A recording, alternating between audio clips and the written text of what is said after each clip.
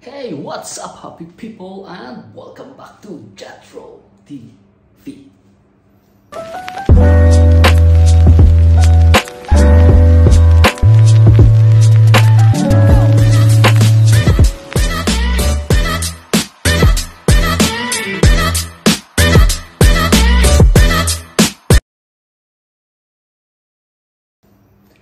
Okay guys, so ang menu naman po natin sa araw na to is tinulang halaan.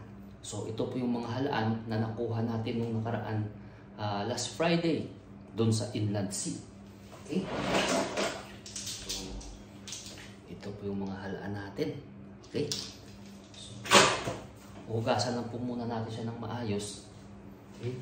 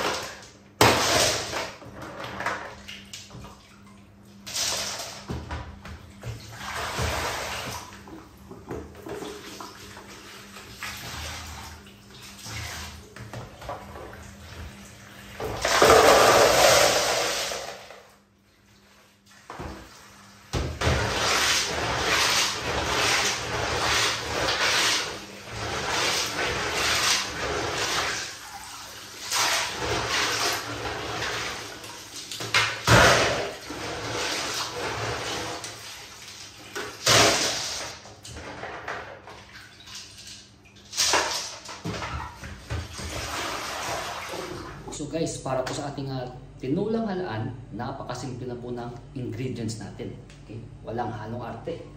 So syempre, yun tayo itong halaan natin. May kamatis, luya, sibuyas at saka bawang, at lemongrass o tanglad.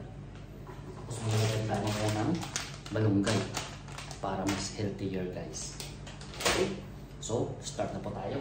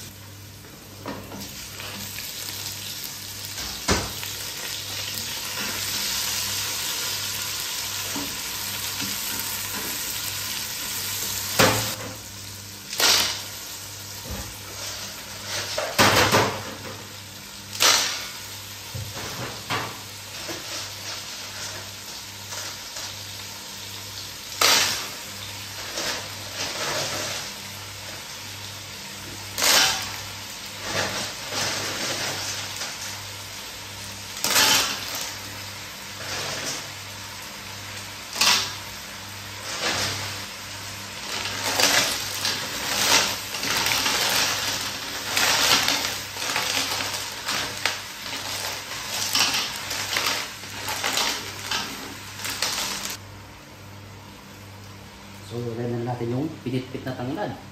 So, ito yung guys yung technique sa kanya para lumabas yung lasa ng tanglad. Kailangan siyang ipitin. Okay?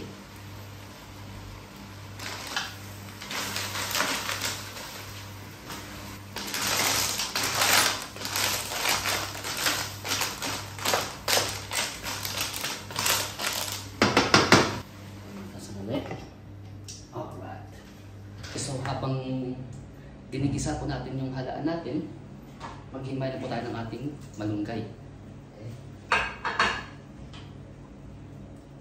At saka yung simpleng technique pala guys para sa halaan, para hindi kayo kakain ng buhangin niya, pagkakuha nyo, kailangan nyo siya guys ibabad sa tubig dagat din ng mga isang araw. More than 24 hours para maluwan niya. Pero mas maganda kung 2 beses nyo palitan yung tubig dagat. Okay, so kailangan nyo magbaon, o kung malapit kayo sa may cornice, pwede kayo kumuha ng tubig dagat doon at saka ipalitan para at least mailuwa niya lahat yung buhangin.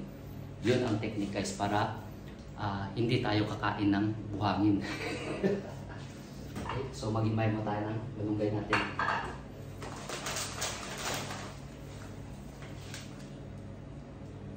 Kalain nyo, sa atin sa Pinas, halos nangunguha lang tayo sa mga kali-kali ng mga malunggay. Dito magkano to? 5 reals? 5 reals, so 75 pesos. Oh my God. Tapos hindi pa maganda, halos mga patay-patay na.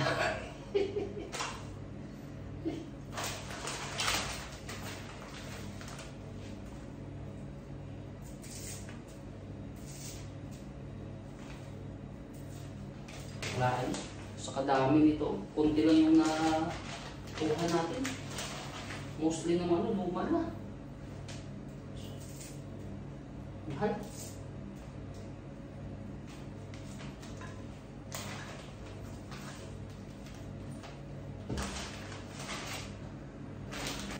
Okay, so bumuka na yung mga shell natin guys. Ayan na. Okay. Lagyan natin ng sabaw.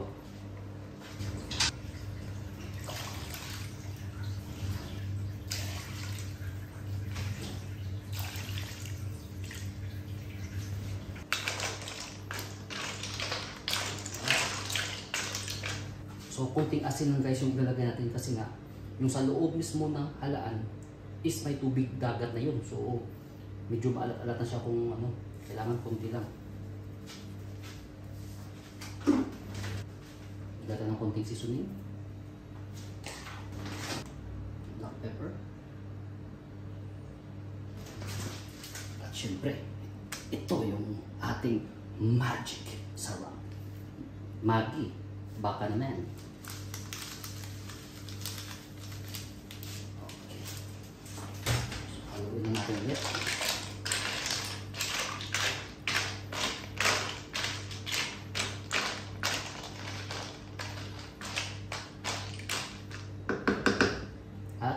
Hayaan nating kumulo ng 3 minutes.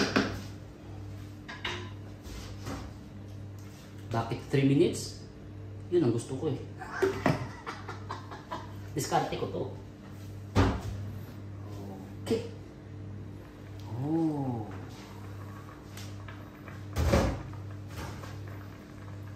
Ganun natin malunggay.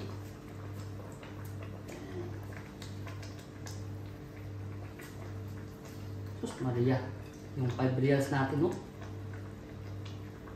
Pwede pa mabilang. Ayop, ayan.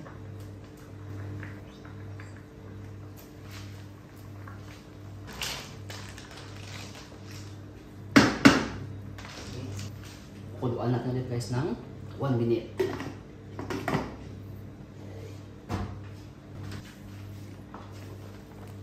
Wow. Langhap mo yung amoy ng tanglad at saka yung luya guys. Kasama na yung ginisa natin ng mga ingredients niya. Wow. So okay na to. So yung magtitikin nito, yung ating kataas-taasan dito. Si Kuya, tawagan natin si Kuya. Alright.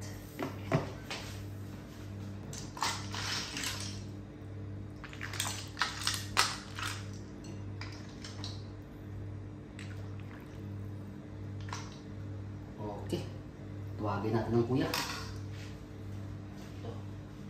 Okay guys, so yung Kuya, wala pa. Yung titikim po ng luto natin guys. Panalo. Si Ricardo Jr. Ano? Panalo. Panalo daw guys. Ay grabe. Higop sa bao naman si Toto Ricardo. Next. Okay? Ayos. Ayos Positive. guys. Positive.